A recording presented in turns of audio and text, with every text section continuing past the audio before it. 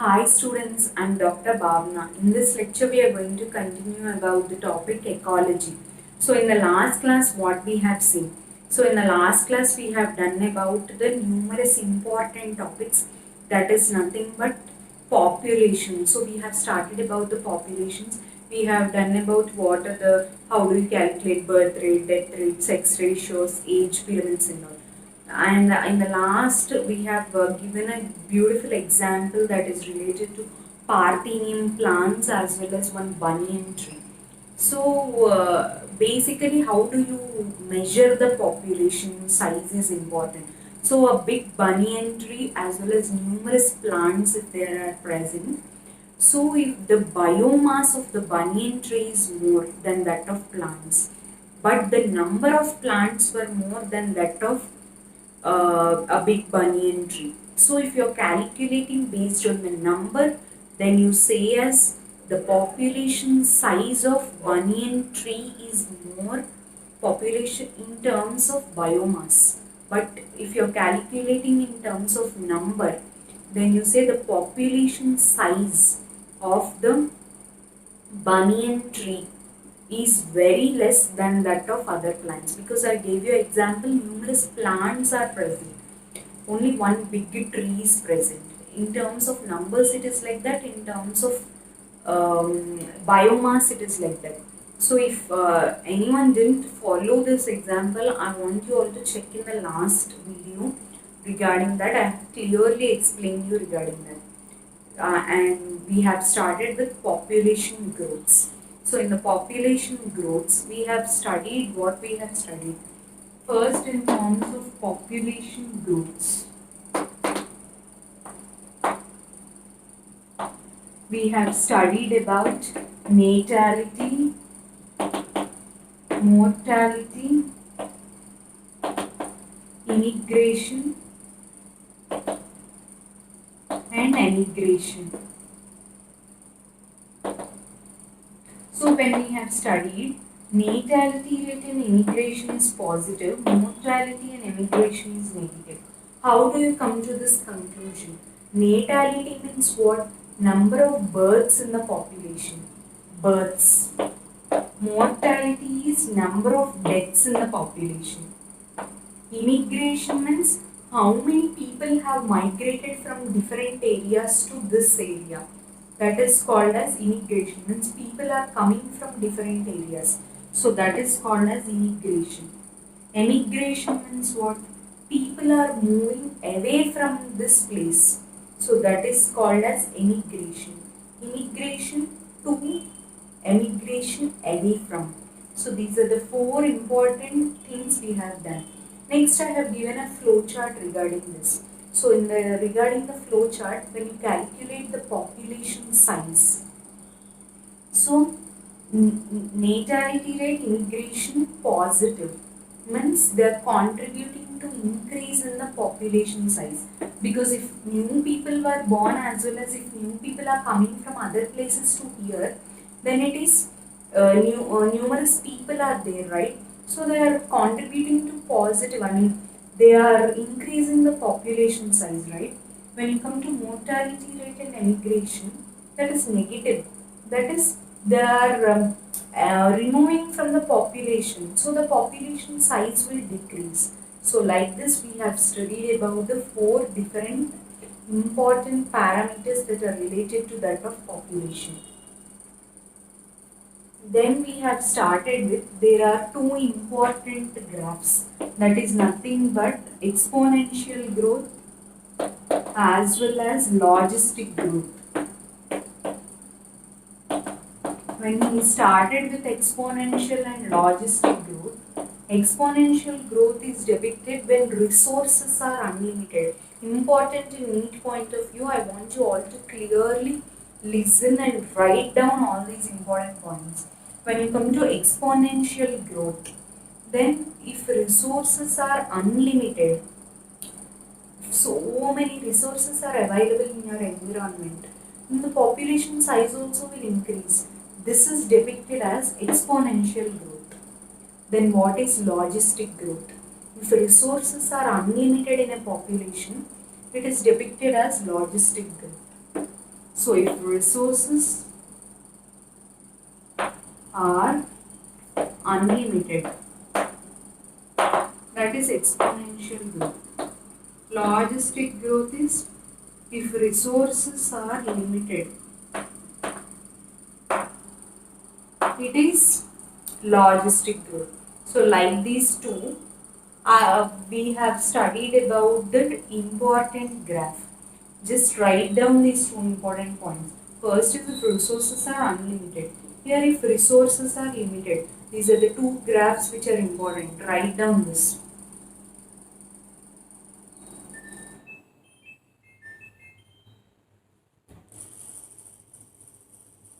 So these are the two important things that you should remember related to exponential as well as logistic growth.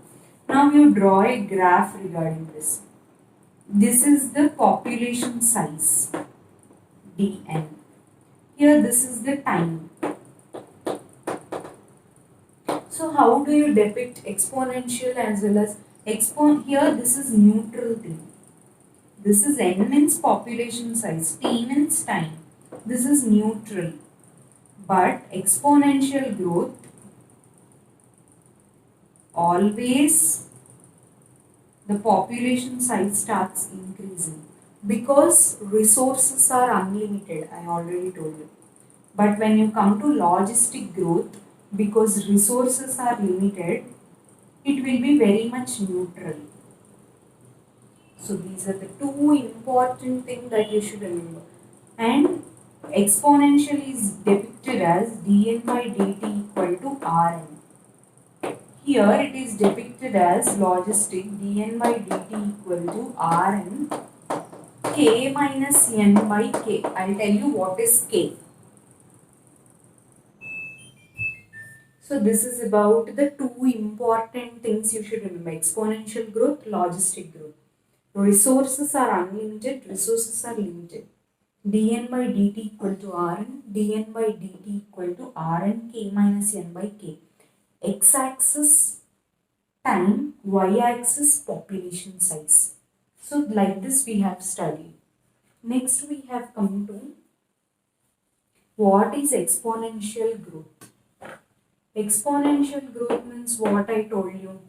If resources are unlimited, if more and more resources are available, I told you, then always the graph starts increasing.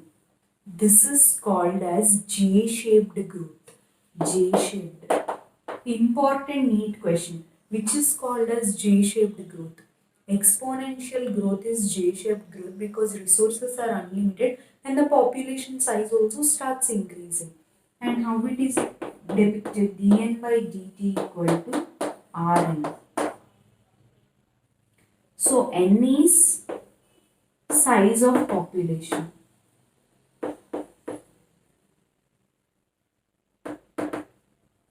T is time.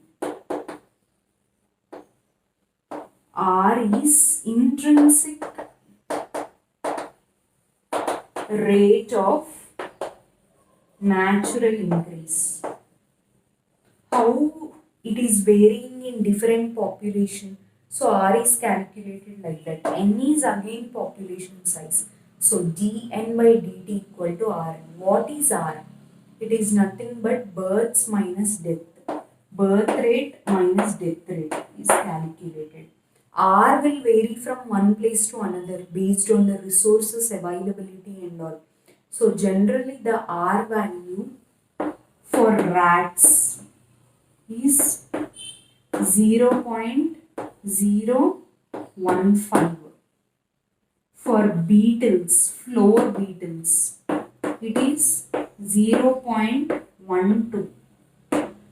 For we humans, it is 0.02. So for floor beetles, it is highest. Numerous time in NEET it was asked. What is for that of rats is 0.015. For humans 0.02. For beetles it is 0.12. So this is about the what is the R value that is calculated. What is the R value here? So this is about the exponential growth.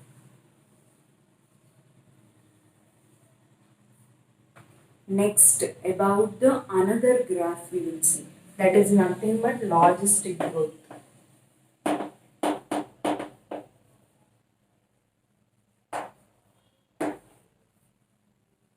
Logistic growth is also known as Verhulst-Pearl logistic growth.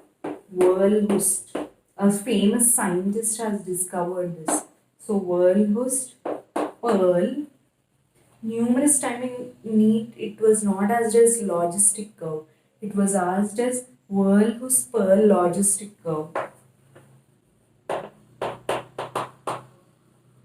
Based on logistic growth, we will see that our resources available in your full population are resources available to each and every person. Suppose in India, present now situation, if you take, are resources available in the full population? Food is available to each and every person? No. So here the population size is more, but the resources, but the food, everything is very less. So the according to Darwin or someone, we are trying to take struggle for existence, as well as only the fittest individual who is present, only that person will survive. Rest of them are eliminated from the environment because they are not having proper food and all, they are dying due to that. So this is the original curve which depicts the present situation in any part of the world. Do you know any place where more resources are available and where population is very less? No, you can't find anything there like that in our world, because every time the population size is more and the resources are very much limited. So when that is the consideration, that exponential growth is a hypothesis basically. We are thinking if resources are more, the population size also will increase. But that is not true always. Only the logistic curve is true always. True means here resources are not limited. Here the resources are limited and you measure. And even the fittest individual, we are trying to struggle for our existence, each and every person. And based on the food which we are having, or the based on the food availability only, we are trying to fit under this curve. So this is about the logistic curve, as well as this Charles Darwin also, he depicted that only the fittest individuals will survive, rest of them are eliminated from the environment. So this is about the logistic curve which we are seeing, and how I showed you this in the graph like this. So this is Verhulst Pearl logistic curve, and I told you dN by dt equal to Rn k minus n by k. Same formula of that of exponential growth. What we have seen, dN by dt equal to Rn. N is size of the population. T is time. R is intrinsic rate of natural increase, which I have same as that of exponential growth. K, what is K? Carrying capacity. Carrying capacity of an individual means only few will reproduce, right? So based on that only we will check the population size. So K is depicting the carrying capacity of the individual. So K minus N by K. Again, wherever you see the letter N, it is nothing but population size. Wherever T you see time. R is intrinsic rate of natural increase, that is birth rates minus death rate. Then this carrying K is carrying capacity of the individual. K minus N by K. So this is about the Verhulst-Pearl logistic growth curve. Till now we have seen about the exponential growth. This is the another logistic growth. There are 4 phases in this logistic growth. you're drawing the graph like this in the logistic curve. You're drawing like this, right? So the first phase is called as lag phase. Second is acceleration. Third, deceleration. Fourth is log phase. Lag phase, acceleration phase, deceleration phase, log phase, or you can say it as asymptomatic phase.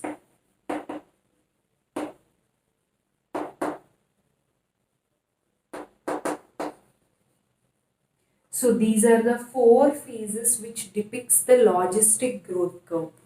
Normal exponential growth is J-shaped growth, which will start increasing in size. But when you come to this, it is Verhelst Pearl logistic growth curve, which depicts that there are four phases, that is lag, log, acceleration, deceleration, and asymptomatic phase. Lag is the first phase. I want you all to remember it in an order. Lag phase, then accelerating. See, first is lag, it is trying to, then it is accelerating, means moving up. Again, it's becoming somewhat down, deceleration phase. Finally, there are no symptoms seen regarding the increase. So, you are calculating it as asymptomatic. So lag, acceleration, deceleration, and then asymptomatic.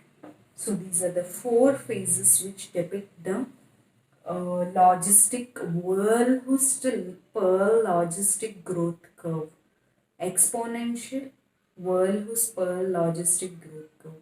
These are the two important curves that you should remember regarding the population growths. Okay. Very important in NEET point of view. This formula is basically important. dn by dt equal to Rn is exponential growth. dn by dt equal to Rn, k minus n by k is logistic curve. As well as the four phases are lag phase, acceleration phase, deceleration phase, then it is asymptomatic phase.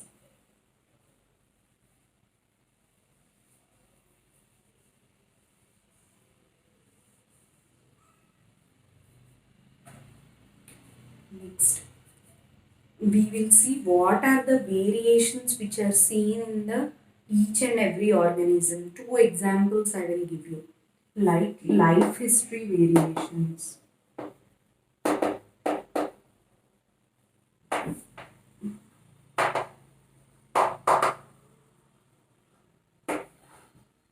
In life history variations, some animals they breed only once in their lifetime. They breed means what, they reproduce only once in their lifetime.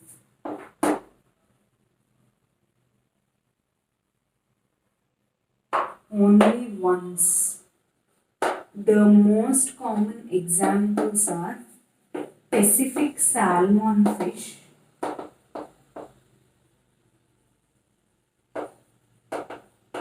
as well as bamboo trees. These breed only once in their lifetime. Why now we are suddenly after population we are discussing about the like life history variations? Because based on this also the population size will vary from one place to another. If an individual will reproduce 3-4 times, then we are giving so much population size will start increasing in size, and it will contribute to a greater population size. But here these organisms, some organisms, they breed only once in their lifetime. Once they give birth, that's all. So here the population size remains controlled, right? What are the organisms which are giving breeding only once in their lifetime? These two examples. That is, you see salmon fishes in Pacific seas and all. So the Pacific salmon fish as well as the bamboo tree which you see, they breed only once in their lifetime. They give birth to young ones only once. Important neat question. So many times it was asked about Pacific salmon fish or as well as bamboo tree. Then another organism. What are those organisms which breed so many times? So many times what they breed? We birds as well as mammals. They give rise to or they reproduce so many times. So birds as well as mammals, they reproduce many times. Which breed only once in their lifetime is Pacific salmon fish, bamboo. Which reproduce so many times is birds as well as mammals. So that is the important question that you should remember.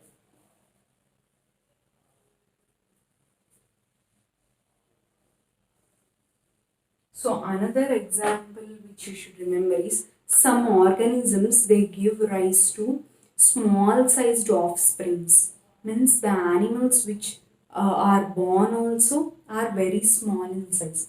So they give rise to small sized offsprings.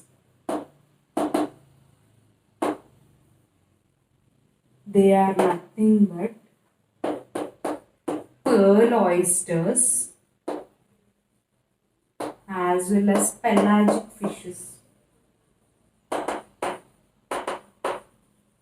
They give rise to small sized offsprings. Offsprings means what? Children. They give rise to small sized young ones, which will give rise to large size offsprings. Large sized offsprings are humans or mammals, birds, mammals. One common point here you should remember in life history variations, that is nothing but those which give rise to, they breed so many times as well as which give rise to large sized offsprings. They are nothing but birds and mammals. They both same example you can write. Large size offsprings means bigger ones as well as which give rise to they which breed so many times. They are nothing but birds and mammals. Common example. Another example here is small sized offsprings. So small sized offsprings is pearl oysters as well as pelagic fishes. These both pearl oysters, pelagic fishes, they are small sized offsprings they give rise to. Pearl oysters, pelagic fishes, as well as which breed so only once in their lifetime is salmon fish as well as bamboo tree. These four examples you should remember because it is very important in need point of view. Pacific salmon fish as well as bamboo tree, they breed only once in their lifetime. And which organisms give rise to small sized offsprings is pearl oysters and pelagic fishes. So this is about the what are the life history variations which are seen in different organisms. Will they breed once or will they breed twice? Only those two will breed once. Rest all will breed many times. And only these two will give rise to small sized offsprings. Pearl oysters, pelagic fishes. Rest all they give rise to large sized offsprings. So this is about the different life history variations which are seen. Then now we will see about the different interactions of organisms in the environment. Different interactions. I'll give you a brief idea today what are these interactions which are taking place among different organisms in our environment. Next class in detail with all the examples we will see. So when we have started with interactions which are present in the nature of an organism in the nature, basically we will start with mutualism. Means some organisms, see, interactions among organisms plays a very important role. One organism is dependent on another, or it is trying to harm others. Everything but all organisms are interacting with each other and living in the environment, right? They are not separating away from the environment and they're going. All will interact together and live. Some are benefited, some are harmed, some are having closeness with each other, like that. So we will see what are the different interactions which are happening in numerous organisms. The first interaction which is happening is mutualism. The second one is, I'll tell you about each one. The second one is predation. Next, the third one is parasitism.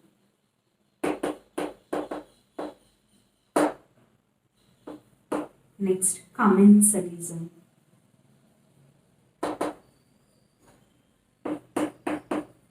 Emensalism.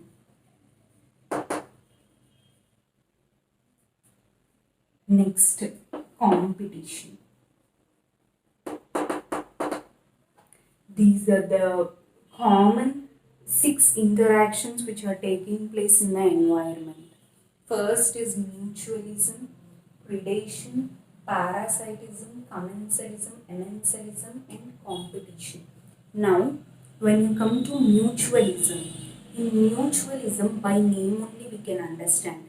Mutual, one organism is interacting with other organism, and mutualism they are showing. Means here in mutualism, both the organisms are benefited.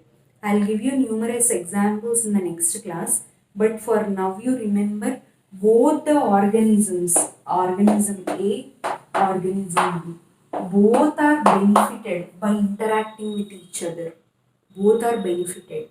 When you come to predation, then here one organism is benefited, A organism is benefited, but B organism is harmed. It is harmed.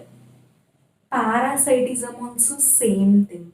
One organism is benefited, then another organism is harmed. In commensalism, one organism is benefited, another organism is not benefited nor harmed. It is just remaining like that. So 0. Nothing is happening to another organism. If this organism will leave or it will interact with the other organisms also, there is no use of it. If there is some use, then it will be benefited or harmed. There is no use for that organism only. If it don't live on that also, there is no problem. Next, when you come to emensalism, here one organism is harmed, another organism is not affected at all. One is harmed, another organism not affected at all. In emensalism, commensalism, one is having good thing, another one it is not benefited. Here one is harmed, another is remaining the same. So this is about that. Next, about the competition. Both the organisms are harmed because of competition with each other. Competition, by name only you can understand. So these are the different interactions which are taking place. Next class I will give you numerous examples. Don't get confused regarding this. Simple, by name only we can understand. Mutualism means both are benefited from each other. Competition means both are harmed. Mutualism, competition, read at once. Both are benefited, both are harmed. Predation, parasitism, read it once. One is benefited, other is harmed. Both, one is benefited, other is harmed. Compulsory, like that only it is done. Benefited, harmed, benefited, harmed. Here both are benefited, mutualism. Here both are harmed, competition. So 4 we have done. Next, commensalism, emensalism. Commensalism means what? One is benefited, commensalism, one is benefited, other is not harmed nor benefited. So 0 you are taking. One is plus, one is 0. Same for emensalism also same. One is negative, another one is positive. One is negative, another one no effect, 0. So that is emensalism. So numerous examples will be there, numerous that you should remember, very important in point of view. Next class we will discuss about that. Okay.